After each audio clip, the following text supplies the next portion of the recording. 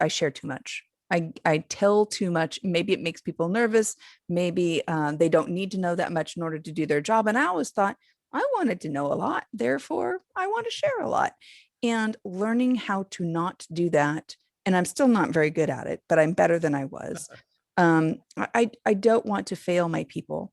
I don't ever want to be not always thinking of my team first. And I know clients are going to come and go, but keeping a really good, solid team and being considerate of them and genuine for them. So I'm always double checking just to make sure that the decisions I'm making are ones that in my heart of hearts, I know I'm doing what I mean to do.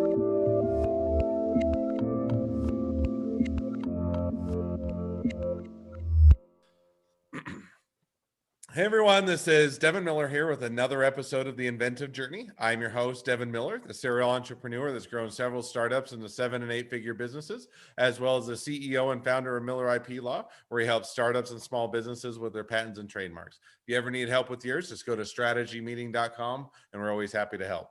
Now, today we have another Where Are They At episode where we always do the original episode. We kind of hear kind of the journey of, how people got to where they're at today. And then it always, for me at least, it kind of leaves you wondering, how do things go? Everybody has their great plans and everybody's in different phases. So it's always kind of fun to catch up, see kind of how things have gone in the last few months, where things are at now, and have anything's adjusted or pivoted. So with that, we're having Marsha Wilson back on, and she was a great guest before, and she'll give you kind of a quick reminder as to where she was at last time. And then we'll talk a little bit about how the last 6 months have gone. They've, I think, doubled as a company over the last year, hired 11 people, made some changes and positively impacted the business and reorganized a bit of the structure of the business to make it a bit flatter, and all sorts of fun discussions. And so with that much as a reminder and an introduction, welcome back onto the podcast, Marsha. Thank you very much, Devin. It's good to be here. Yeah, the year has been crazy. I'm not going to do any of the platitudes that we're tired of seeing in all the emails and all the blog posts, but I will say it was we were very blessed, very lucky to be in the technology sector. It really was the one place that kind of was fairly untouched by the economy changes as a function of COVID. I think that we chatted it was even last May, and then I think it went out on the air sometime in August. Mm-hmm. And so, gosh, during that time, yeah, like you said, we ended up hiring 11 people. The demand continued. And work was good. As a reminder, everybody, I do cloud security. I have a company that's service disabled veteran-owned small business because I was in the military, and my husband and I are co-founders, and it's we're up to just over 20 people right now. And this year has been the year where we're trying to pivot to really getting direct work. We have fantastic relationships with our partners, but I think that's been like the major change between last year and just basically taking the work as fast as we could, shuffle it through the front door to really trying to work out our IP and getting our IP actually codified in a manner that looks presentable to people, that is repeatable, so that we can pivot to do more firm fixed price engagements and less time and materials. Instead of walking in with a white piece of paper and going, "So tell me about your symptoms, and we will find a way to solve for you." Actually, we've been in business long enough that we really do recognize 2 or 3 major ways that people come through the front door to us, and being able to help them understand what they need to do, maturing ourselves. It was really fun to be fast and loose, so to speak, for the first 3 or 4 years, because any success was a success, and you're like, right on, keep it going. That's awesome. But at some point, you kind of have to grow up a little bit, I guess, when you have a company, and you have to say, you know what, to the betterment of everybody that's here, anybody that's coming on board, give them the places to go look in Confluence so they can understand how the company works, how the company's set up, but also how our engagements are, so you're not relying on that oral tradition for knowledge transfer. So I think that's probably been our major pivot, has been to try and really get there on that. Now, one question, because typically, and I don't know, some pivots just come naturally, or just kind of evolution with the company. Other ones are, hey, you hit a point where it causes you to reflect, or otherwise pivot because you need to, or because it's necessitated, or because somebody told you to, or because clients are. So what kind of caused a bit of that pivot or adjustment, or maturing of the business that caused the transition? Probably started in contracts, to be honest with you, because I was the one that predominantly put together our statements of work. Mm. And I kept thinking, oh, who was the client that was kind of like this? And it would make me scratch my head and I'd have to dig through, you go like this, looking through the files, go, oh, was this one? Okay, I'll grab that one and do a save as and change everything. And I go, oh, this is this is not good. It's not efficient, right? And then if I'm doing that and I'm the one, I don't have any knowledge transfer between my ears. I just talk to myself.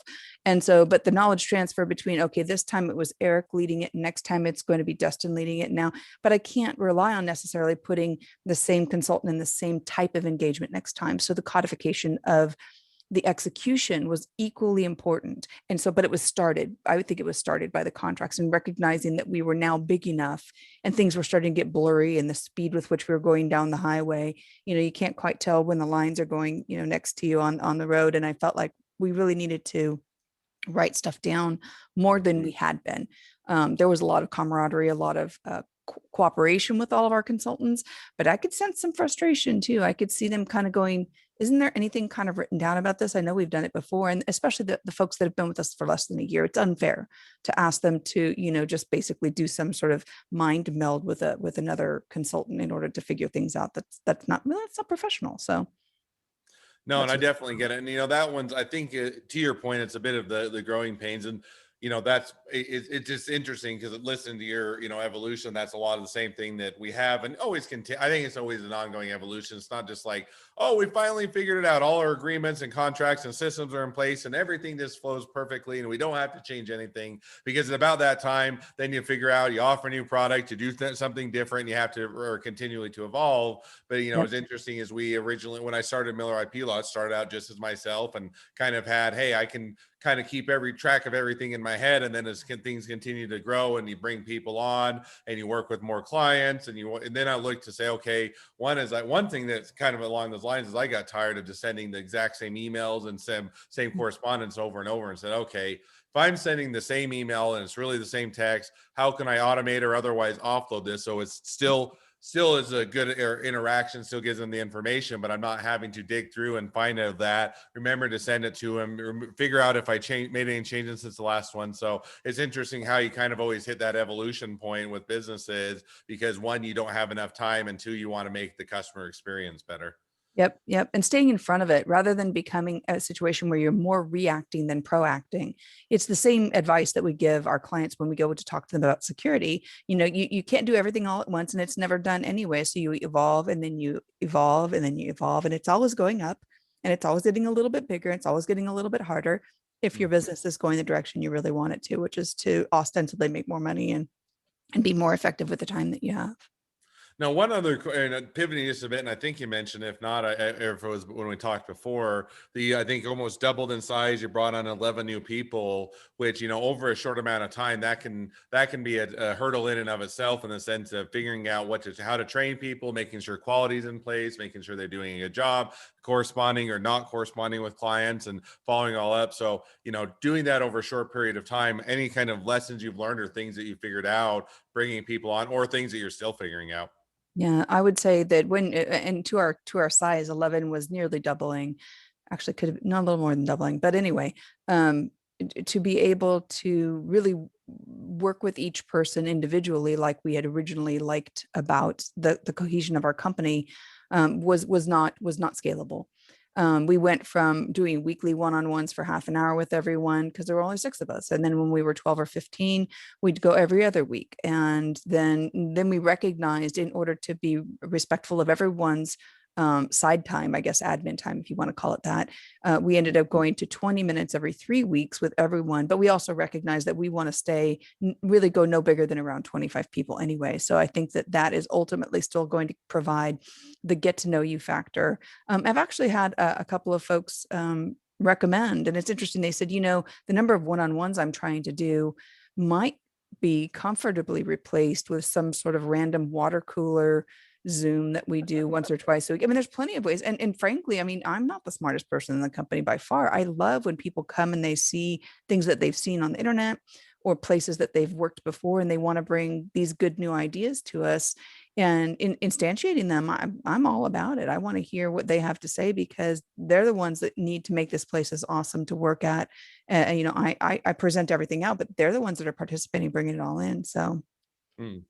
No, and I definitely think that makes sense. Now, remind me, because I know we chatted before, but now I can't remember. Is all of the people you work with, are they located remotely? Do you have offices? Do they work out of your office? And I know part of that may be different with COVID, but remind me kind of how that's structured with you. Yeah, sure. We were remote from 2015 on. So when everybody went home on that fateful March day, we were actually helping our clients. We could maintain momentum for all of our clients while they were trying to figure out how to burst their VPN, and to scale the things they needed to scale in order to help people be effective and work from home. So ours has been a fully remote company from the very beginning. Ultimately, or originally, we'd said 25% travel. So you'd go and you'd meet in person, but then you'd go back and execute the rest of it, at home in your bunny slippers.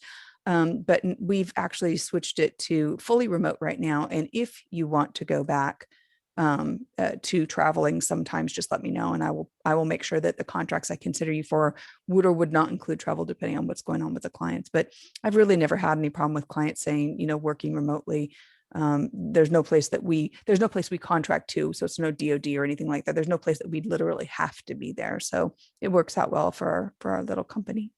So now, because one question I'll follow up with that, and Mhm. I'll get my personal I don't know, bias. It's probably my management style, good, bad, or different. There's a bit of irony. I worked remotely for a large part of my career before I started my own company. And then I Mhm. found for my personal management style, I like to have people in the office at least part of the time. I can check in, pop my head in, see if they're hitting any roadblocks or anything, any hiccups. And I know you can do that with Zoom and with email. And then I'm horrible at if I can see them, if they're in front of me, I tend to check in. If they're out of sight, out of mind, then I tend to focus on other tasks because I always have plenty to do. And I never do that. So how does, bringing people on, especially that many people over a short period of time, doubling in size, doing it all remotely, how did you kind of manage to juggle all that? Sure. Timing wise, we ended up with two sets of three. So I was fortunate that I was bringing them through in a little bit of a group as opposed to one, because that would have been a very difficult bifurcation of my day and getting everyone onboarded and trying to remember where they were and that sort of thing. But I agree with you that folks that like being in the office like being in the office. It's interesting because I always tell folks this is a job, not a jail, and we are a style. We're not the only style, and this style may work for you right now. It may be something where you finally go, dude, I got to get back to the office, and so you end up having to leave ScaleSec in order to find a company that is going to perform that way or do stuff that way. But moreover, and I don't see a lot of attention paid to this right now, and it's something I've been thinking about. If we're going to have managers that Mhm. need to know how to manage people or teams remotely, at least even part of the time, it's a different type of management style. Because you're Mhm. right. Sometimes if there is something very personal, it feels really good when your manager comes down the hall, in my opinion, comes down the hall and goes, "Hey, what you working on? Oh, that looks great, man." You're like, "Huh, that's awesome. I'm glad they noticed that I'm doing a good job." Other than when they come down the hall and you're like, crap, I'm gonna get in trouble right now. Close the door. But yeah. But it is interesting right now to see how many people are choosing, at least for now. I mean, I think there'll be some sort of semblance of middle part. I don't think it'll be as much as it was before, but it's going to get back a little bit as well, I think.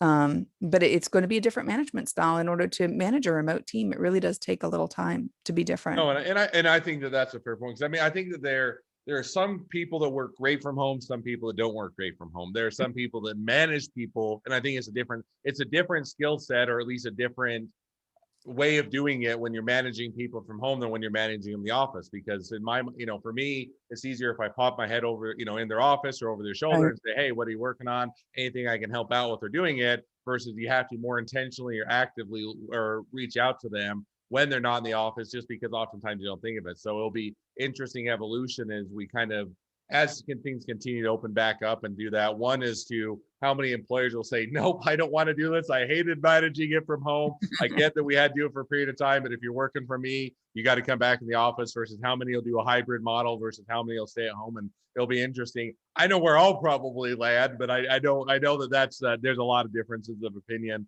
So now kind of shifting gears just a bit. So, you did that. And I think one of the other things that you did was you mentioned that you flattened your organizational structure a bit or you adjusted it. And you We kind of did. touched on that, but kind of what necessitated that and how did you start to adjust that organizational structure? in order to be the CEO that I'm supposed to be, if I can define something well enough to define it, man, like if I have a task that I can describe well enough to define it, I should be delegating it. And that is because my team is pretty high speed, and I've got 4 VPs now. One's for compliance, one's for consulting, one's for engineering, one's for operations, and they are highly energized and capable people too. And if I'm hoarding things that they could be doing, it keeps me, I mean, I'm paying them, right? They should be doing, I mean, if they need help, of course I'm going to help them, but I mean, literally I should delegate everything I can possibly consider, because that frees me up to do the things that only I can do. Meaning, like, as the leader, there are certain things I should be doing. It's the sales, it's the leadership, it's these types of communications with folks like yourself. And I can't delegate that. So I have had to really let go, because at the end of the day, man, you want to check some boxes and say, I did a good job, and look at that, thing's all dressed right, dressed. I did that. And the truth is, most of the things that I do are either grenade jumping or going into a direction I've never been before. And that's the part where I go, man, if I go to bed at the end of the day just exhausted, I know I'm learning something, and more days than not. And it's not a function of just, I'm not spinning my wheels, but I'm trying to think of what could I do to remedy this problem, or learn something new, or address a different thing. Whereas when I was just, director of professional services, man, I'm making sure those contracts are there. I'm making sure those people are on their flight to get, I mean, just at the end of the day, you're like, oh, I knew what I'm doing, and it feels good because I'm competent. And when you have this kind of job, you just never know what's going to come up next. And you have to be prepared to know how to Google it real quick and find out what the answer is, and apply it and pivot if it doesn't work. It's a different world.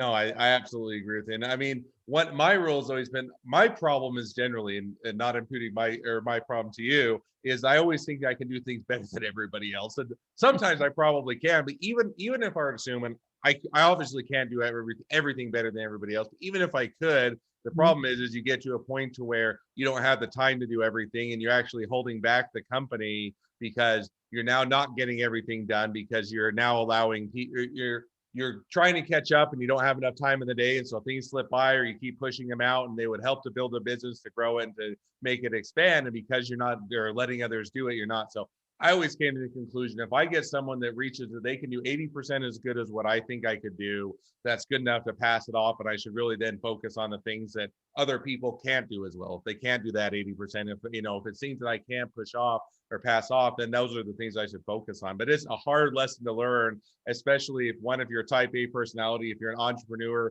you want to do it because you want it to be done right. You wanted to make sure that it's done. And so it's always a hard transition, but it's one that seems to always happen as you grow.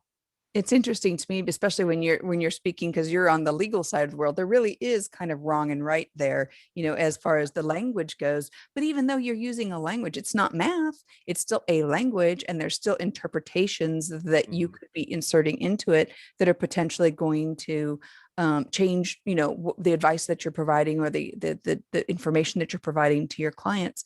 And sometimes you need to recognize, that your way is not the only way that's perfect. Like, they may bring you something that is 80% of what you would do, but it may be 100% perfectly worthy for what the tasker was. And yes, you might have done a little bit different, but the truth is, if you hire smart people and get out of the way, man, you end up with some really neat people on your team, and you'll learn by watching them going, I never thought to do it that way. That's pretty awesome. I wouldn't have done it that way, but looks awesome. No, and I definitely agree. And I always kind of, and now we just get to talk about a little bit of rabbit hole or a tangent.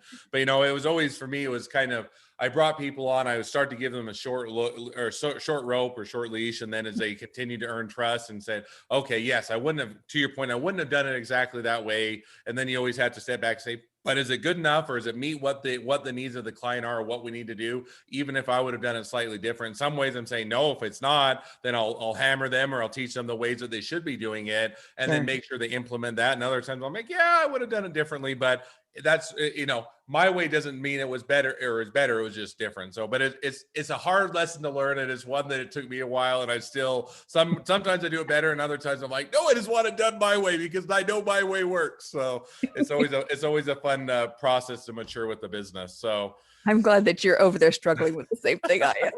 I think everybody, I always go back to, my personal opinion is every entrepreneur, everybody that is a startup thinks that they're the smartest person in the room and that they can do it the best. Because if you didn't, you would never start your own business. If you thought, oh yeah, they're doing it better, they can do it better than me, then you should probably go work for them, because there isn't anything you're offering that's unique. So you almost by definition have to say, I can do it better and I'm smarter than everybody. Even if you're not, you think that. And then as you start, but then you bring people on and you have to kind of overcome that, because otherwise you'll never grow the business and you'll always be a single individual. And if you want to be a single individual just doing your own thing, by all means. But if you ever want to grow the business and have more revenue and succeed in that, you almost have to give that some bandwidth to grow.